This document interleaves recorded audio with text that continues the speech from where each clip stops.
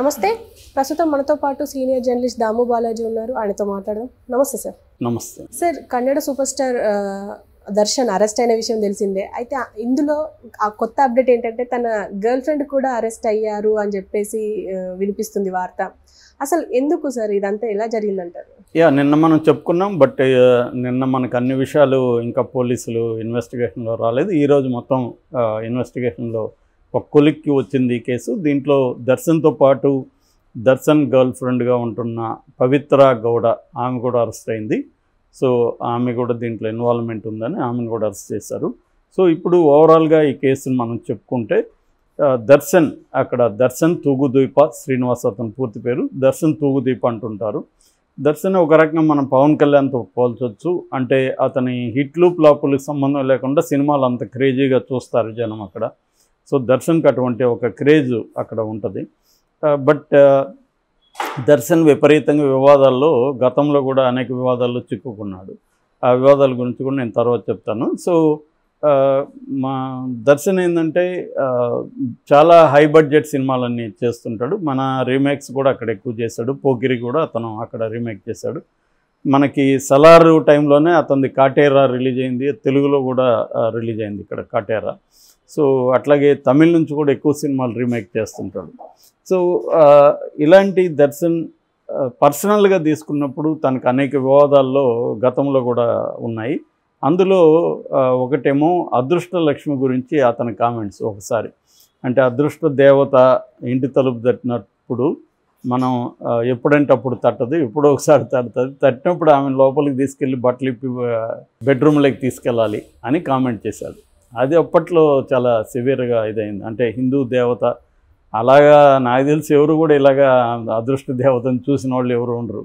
మరి తనది ఎందుకు అంత కామదృష్టితో చూశాడు? సరే, దాన్ని చెప్పాల్సిన అవసరం ఏంటి? దానివల్ల బాగా కాంట్రవర్సీ అయింది. అంటే అభిమానులు కూడా అతని మీద కోపం పెంచుకున్న సందర్భాలు చాలా ఉన్నాయి. అట్లాగే అతను ఎక్కువసార్లు పార్టీలు ఇవ్వడం, లేట్ నైట్ పార్టీలు, దానివల్ల చుట్టుపక్కల వాళ్ళతో గొడవలు అవి కూడా ఉన్నాయి. ఒకసారి తన ఇంటి పక్క ఒక మహిళ కారు పెట్టిందని చెప్పి ఆమె మీద కుక్కని వదిలాడు, ఇంట్లో ఉండే పెంపుడు కుక్కని. సో అది వెళ్ళి ఆమె మీద దాడి చేసింది. ఇలాంటివి చాలా వివాదాలు ఉన్నాయి.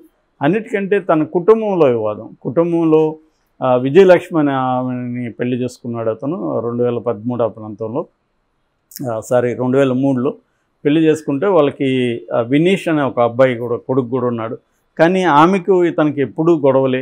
ఆమె 2011 ఆ ప్రాంతంలో వెళ్ళి పోలీస్ స్టేషన్లో ఇతని మీద డొమెస్టిక్ వైలెన్స్ కింద కేసు కూడా పెట్టింది. అప్పుడు ఇతను అరెస్ట్ చేసి 14 రోజులు జైల్లో కూడా పెట్టారు. అయినా ఆమె కూడా ఏమంటే విజయలక్ష్మి కూడా విడాకులు ఇవ్వదు ఇతనికి. కానీ ఇతనికి అనేక అఫైర్లు ఉన్నాయి. గతంలో నిఖిత అనే హీరోయిన్తో అఫైర్ ఉందనే వార్తలు బయటకు వచ్చాయి. అట్లాగే ఈ పవిత్ర గౌడతో కూడా ఈయనకి అఫైర్ ఉందనేది ఎప్పటి నుంచో ఉంది. ఆమె కూడా, పవిత్ర కూడా అప్పుడప్పుడు వీళ్ళిద్దరు ఫోటోలు పెట్టడం, వీళ్ళిద్దరు లవ్ గురించి పోస్టులు పెట్టడం ఇవన్నీ చేస్తుంటుంది. లాస్ట్ ఇయర్ ఫిబ్రవరిలో కూడా వీళ్ళ కూతురు ఉంది, పవిత్రకు కూడా కూతురు ఉంది, కుషిత అనుకుంటా, ఖుషి గౌడ. ఈ ఖుషి గౌడ బర్త్డేకి ఆ అమ్మాయి కూడా టీనేజ్ అమ్మాయి. అంటే ఈ పవిత్రకి అంతకుముందు పెళ్ళయింది సంజయ్ సింగ్ అనే అతనితో. వాళ్ళకి ఖుషి గౌడ అనే కూతురు ఉంది. ఈ కూతురు బర్త్డేకి తను వెళ్ళడం, కేక్ కట్ చేయడం, ఆ కూతురుతో సరదాగా డ్యాన్స్ చేయడం, ఇవన్నీ వీడియో తీసి ఆమె పెట్టి మా 10 ఏళ్ల అనుబంధం ఇప్పటికి కూడా బ్రహ్మాండంగా ఉంది అది నేను పెట్టింది. దాని మీద ఆమె భార్య విజయలక్ష్మి మాట్లాడినప్పుడు భార్య కూడా అనేకసార్లు పవిత్ర గురించి మాట్లాడుతుంటుంది. దానికి సమాధానంగా పవిత్ర కూడా మా ఇద్దరి రిలేషన్షిప్ భార్యకి ఎప్పటి నుంచో తెలుసు, ఆమె కూడా ఇట్స్ ఓకే అనింది నాతో అనేకసార్లు, ఇప్పుడు ఎందుకు మరి విమర్శిస్తుందని ఈమె కూడా మాట్లాడింది. ఇలా వీళ్ళిద్దరి ఈ ట్రయాంగిల్ డ్రామా ఏదైతే ఉందో ఇది ఎప్పటి నుంచో కన్నడ సినిమా ఇండస్ట్రీలో, కన్నడ పబ్లిక్ లైఫ్లో ఇది అందరికి తెలుసు. ఇది అప్పుడప్పుడు జరుగుతుంటుంది. అయితే ఇప్పుడు ఒక ఎక్స్ట్రీమ్ స్టెప్ దర్శన్ తీసుకున్నట్టుగా అర్థమవుతుంది. ఇదేంటంటే రేణుకా స్వామి అని ఒక అబ్బాయి, అతను మ్యారీడ్, వాళ్ళ భార్య 5వ నెల ప్రెగ్నెంట్ ఇప్పుడు యాక్చువల్గా. సో ఆ అబ్బాయి సడన్గా అతనిది చిత్రదుర్గ, సడన్గా జూన్ 9వ తేదీ బెంగళూరులో ఒక నాలాలో, మురిక్కాలలో శవమై తేలాడు. సో ఫస్ట్ పోలీసులు ఏమనుకున్నారు, ఇదేమన్నా ఆత్మహత్య ఏమనుకున్నారు. తర్వాత ఒక నలుగురు వచ్చి పోలీస్ స్టేషన్లో సరెండర్ అయిపోయారు, మేమే ఇతన్ని చంపామని. సో అది పోలీసులు షాక్ అయ్యారు. ఎందుకు చంపారు ఏంటంటే ఫస్ట్ ఏదో గొడవ మాకు వాళ్ళకి అదని చెప్తే పోలీసులు నమ్మలేదు. చిత్రదుర్గలో ఉన్న వాళ్ళకి నీకేంట్రా గొడవ అని వాళ్ళని కొద్దిగా తోమినట్టున్నారు. వాళ్ళు అసలు విషయం చెప్పారు. అదేంటంటే దర్శన్ అభిమాని ఇతను, ఈ రేణుకాస్వామి కూడా దర్శన్ అభిమాని. ఇతను రేణుకాస్వామి ఏం చేశాడంటే ఈ ఇందాక చెప్పిన ట్రయాంగిల్ డ్రామా ఉంది కదా, సో అతను హర్ట్ అయ్యాడు, ఒక అభిమానిగా హర్ట్ అయ్యి నా నా ఆరాధ్య దైవం లాంటి హీరో ఇలా భార్యని ఇబ్బందులు పెట్టి ఆమెతో ఉంది. మామూలుగా ఇలాంటి అఫైర్లు ఎప్పుడైనా ఉమెన్ని నిందిస్తుంటారు, so called the other women. So ఆమెనే నిందిస్తుంటారు. ఇక్కడ కూడా ఇంకొక పవిత్ర కేసులో కూడా మనం వాళ్ళ భార్య శిల్ప నా భర్త మంచోడే కానీ ఆమె చెడిపేసిందని ఇక్కడ కూడా ఆరోపించింది. సో ఇక్కడ కూడా ఈ అబ్బాయి ఏంటంటే ఈ పవిత్ర గౌడేది తప్పు, మా హీరోని చెడగొట్టింది ఈమె, నా హీరో భార్యకి ఈమె నష్టం చేస్తుంది, ఆమెని బాధ పెడుతుంది అని చెప్పి ఈమెకి యాంటీ పోరాటం ఇతను స్టార్ట్ చేశాడు, ఈ రేణుకాస్వామి. వీడి జీవితం వీడు చూసుకోవచ్చు, కానీ వీడేంటి నా హీరో జీవితాన్ని కాపాడాలి అని ఇతను బయలుదేరి ఇతను హీరోగా ఈ పవిత్ర గౌడకి యాంటీగా పోస్టులు పెట్టడం, ఆమెకి డైరెక్ట్గా ఆమె నెంబర్ సంపాదించి ఆమెకు తిడుతూ ఆమెను రకరకాలుగా మెసేజ్లు పెట్టడం, ఇవన్నీ ఒక రకమైన హరాస్మెంట్ చేయడం స్టార్ట్ చేశాడు. వీళ్ళ దృష్టిలో హరాస్మెంట్, అతని దృష్టిలో పోరాటం. సో ఫ్యామిలీకి అతన్ని అంటే దర్శన్ని కాపాడే పోరాటం అతను తనకు తానే తీసుకున్నాడు. సో దీంతో వీళ్ళకి ఈమె ఏడుస్తూ ఇతనితో చెప్పడం, దీంతో ఇతనికి కోపం వచ్చింది. మామూలుగా అయితే కోపం వచ్చినప్పుడు ఫస్ట్ సామధాన భేద దండోపాయాలనే ఒక ఉంటుంది, ముందు ఎవరికైనా చెప్పించడం వాడికి, ఇవన్నీ చేశారా లేదా ఇంకా తెలీదు. ఏదేమైనా ఇతను ఎవరికో చెప్పాడు, తన ఫ్రెండ్ వినయ్ అని ఒక ఇండస్ట్రియలిస్ట్ ఉన్నాడు, తనకి ఒక స్టోనీ బ్రూక్ అని ఒక రెస్టారెంట్ ఉంది, ఇతను ఫ్రెండ్స్ అనమాట. అతను ఫైనాన్సర్ కూడా, ఫిల్మ్ ఫైనాన్సర్. ఈ వినయ్కి ఏదో చెప్పినట్టున్నాడు. సో వినయ్కి హోటల్ ఉంది కాబట్టి కొంత రౌడీలు వీళ్ళతో కొంత సంబంధాలు ఉన్నాయి. అలాగా ఎవరినో ఇతను అపాయింట్ చేశాడు, మీరు వెళ్ళి వాడిని తీసుకురండి అని. సో వీళ్ళు చిత్రదుర్గ వెళ్ళి, ఇతనేమో అక్కడ ఒక అపోలో మందుల షాప్లో పనిచేస్తాడు ఈ రేణుకాస్వామి. అతన్ని పట్టుకొచ్చి ఈ కార్ షెడ్లో, వినయ్ వాళ్ళ కార్ షెడ్లో అతన్ని కొట్టి తీసుకెళ్ళి వేసేసారు. తర్వాత వాళ్ళకి భయం అయింది, వెళ్ళి సరెండర్ అయిపోయారు. అంటే పోలీసులకి ఇది సరెండర్ అయితే కొంత తక్కువ కొడతారు, లేక పట్టుకుంటే ఎక్కువ కొడతారని వాళ్ళకి ఏదో ఉంటుంది. అలాగే వెళ్ళి సరెండర్ అయిపోయారు. సరెండర్ అయ్యి వాళ్ళు క్లియర్గా ఏం చెప్పినారంటే దర్శన్ చెప్తేనే మేము చేసామని చెప్పేశారు. అంటే దర్శన్ వీళ్ళతో కూడా మాట్లాడినట్టుగా ఉన్నాడు.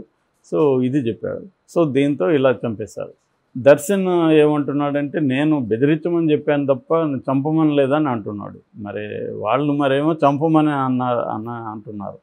సో ఇదంతా కోర్టులో తేలాలి. ప్రస్తుతానికైతే ప్రియురాల కోసం దర్శన్ హంతకుడుగా మారాడు అన్న వార్త విపరీతంగా వైరల్ అవుతుంది. దీంతో ఈమె రోల్ కూడా ఉంది. ఎందుకంటే ఈమె ఇన్స్టిగేట్ చేసి, ఈమె గొడవ చేసి అతన్ని నువ్వు ఏదన్నా చెయ్యి అని చెప్పి దర్శన్ని ఈమె ప్రెజర్ పెట్టడం ద్వారానే దర్శన్ ఇది చేశాడు అని పోలీసులు ఆమెను కూడా అరెస్ట్ చేశారు నిన్న. సో ఇప్పుడు ఆమెను, ఈ వినయ్ను, దర్శన్ను చంపిన మొత్తం 13 మందిని ఇప్పుడు అరెస్ట్ చేశారు పోలీసులు. సో దీనికి సంబంధించి ఇంకొక సైడ్ వార్త ఒకటి వైరల్ అవుతుంది. అదేంటంటే ముగ్గురు పవిత్రులు కన్నడ వాళ్ళు, అందులో ఇద్దరు మనకు తెలుగు వాళ్ళకి తెలుసు, ఈమె తెలియదు కానీ తెలుగు వాళ్ళకి ఇంకిద్దరు తెలుసు. ఒకటి పవిత్ర లోకేష్, నరేష్ను పెళ్లి చేసుకుంది, ఆమె కూడా భర్తను వదిలేసి రెండో అతనితో పెళ్లి కాకుండానే సహజీవనం చేస్తుంది. ఇంకొక పవిత్ర మొన్ననే చనిపోయిన పవిత్ర జయరామ్ ఆమె పేరు. ఆమె ఇక్కడ ఆల్రెడీ ఆమె కూడా భర్త పిల్లలు ఉంటే భర్తను వదిలిపెట్టి ఇక్కడ చందు అని అతనితో సహజీవనం చేస్తూ అతనికి మళ్ళీ భార్య పిల్లలు ఉన్నారు. సో ఈ ముగ్గురు పవిత్రులు.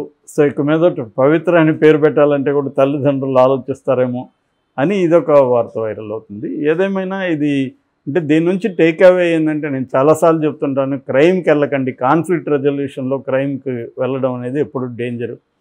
కాన్ఫ్లిక్ట్ రెజల్యూషన్కి అనేక మార్గాలు ఉంటాయి. ఇప్పుడు ఈ అబ్బాయిని డీల్ చేయడానికి అనేక మార్గాలు ఉంటాయి. ఈ అబ్బాయి ఖచ్చితంగా ప్రాబ్లం క్రియేట్ చేశాడు, నో డౌట్. ఎందుకంటే ఆమె ఒక మహిళ, ఆమెకు ఉండే ప్రాబ్లమ్స్ ఆమెకు ఉంటాయి.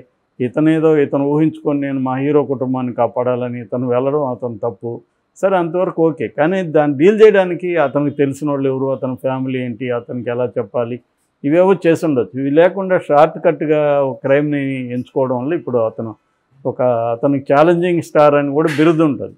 చివరికి అతనే ఇటువంటి ఒక లైఫ్ ఛాలెంజ్లోకి ఇరుక్కుపోయాడు. అతని కెరీర్ ఖచ్చితంగా దెబ్బతింటుంది. దీనివల్ల ఇప్పుడు ఇతని మీద ఆల్రెడీ సగం సినిమాలు రకరకాల పద్ధతులు ఉన్న ప్రొడ్యూసర్లు కూడా దెబ్బతింటారు.